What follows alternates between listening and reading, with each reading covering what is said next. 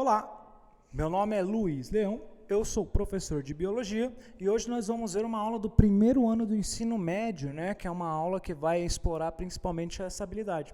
Essa habilidade diz que quem tem essa habilidade é capaz de analisar os ciclos biogeoquímicos, atenção a essa palavra, e interpretar os efeitos de fenômenos naturais da interferência humana nesses ciclos. Inclusive, para a gente promover ações individuais e coletivas para minimizar esses efeitos nocivos à vida. Né? Vamos entender como é que funciona? Aqui o conteúdo que a gente vai ver é o ciclo do carbono e o ciclo do oxigênio, né? E o que esses ciclos têm a ver com fotossíntese. Vem cá, como é uma aula de biologia, eu coloquei uma retomada aqui, uma coisa que a gente não pode esquecer, que tem que estar muito bem fixado, que é o que é fotossíntese.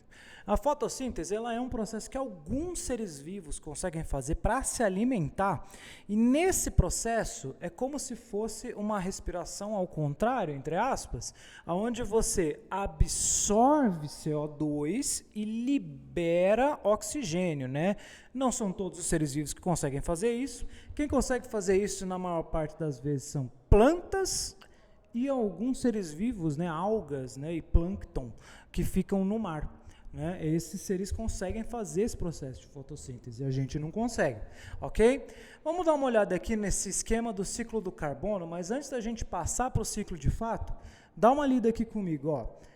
Ciclo biogeoquímico, fala da interdisciplinaridade desse tema, Esse tema é um tema que atravessa biologia, geografia e química, Vamos lá, ela é um ciclo porque ela é um processo circular. O carbono nunca vai ficar eternamente parado no mesmo lugar, ele está sempre passando de um estágio para o outro.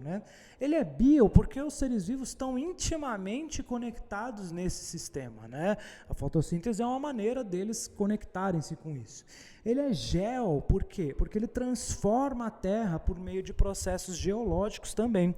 E ele é químico, porque ele resulta da composição da matéria. A matéria tem uma composição, Esses átomos que organizam a matéria vão reagir de forma que esse ciclo vai se encadear. Ok? Vamos dar uma olhadinha aqui então no esquema? Olha só, o esquema está separado em 3 partes. Uma parte mais de baixo, que é o subsolo, tudo que está abaixo da Terra.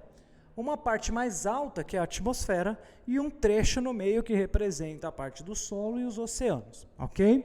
Beleza. Primeira coisa que a gente tem que entender é que na atmosfera tem, dentre outras coisas, gás carbônico, Esse gás carbônico, ele está lá na atmosfera, naturalmente, E ele não fica lá para sempre, ele é retirado às vezes. Como? Ora, a gente pode pensar no processo de fotossíntese.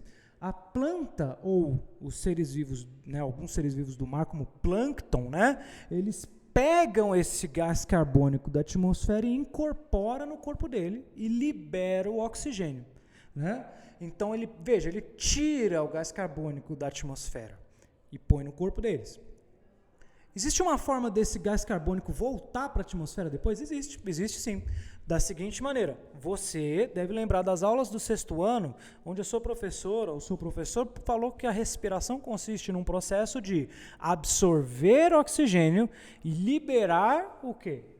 Gás carbônico na atmosfera de novo. Então, o gás carbônico voltou para a atmosfera por meio da respiração.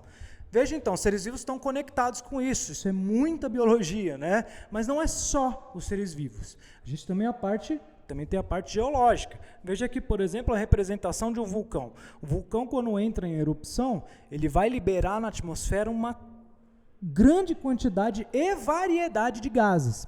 Esses gases, junto com o gás carbônico, vão passar a fazer parte da atmosfera. Veja, era coisa que estava embaixo da Terra e acumulou na atmosfera e entrou no ciclo. Certo? Também, o extravasamento aqui do magma vai também ser uma fonte de CO2 que vai deixar de estar no subsolo e vai estar no solo.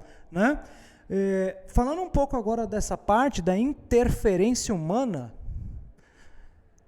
a gente, recentemente na história da humanidade, descobrimos que existe uma grande fonte de energia que é o combustível fóssil, que é basicamente o combustível fóssil, é uma matéria-prima composta por muito carbono mesmo.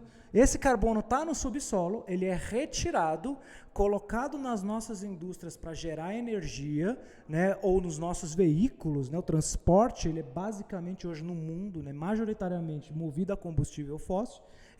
Esse combustível é queimado e o carbono que estava no subsolo passa a se acumular na atmosfera.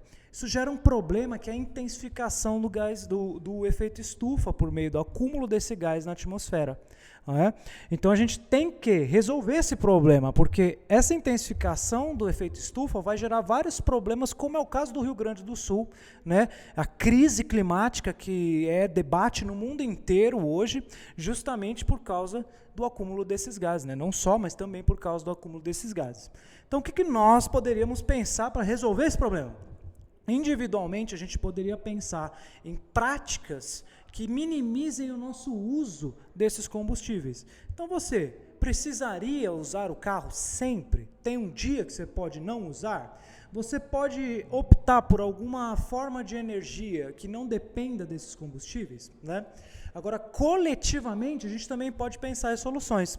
Será que dá para a gente organizar cidades inteiras que usem menos, por exemplo, petróleo? Cidades com melhor mobilidade urbana, com carro, com ônibus movidos a energia elétrica, mais metrôs e afins? Né? Fica o debate, tá bom? Então, nessa aula a gente aprendeu tudo isso daqui de como organizar o conhecimento acerca do ciclo do carbono e uma análise profunda do que fazer em torno das suas decorrências. Obrigado e boa tarde.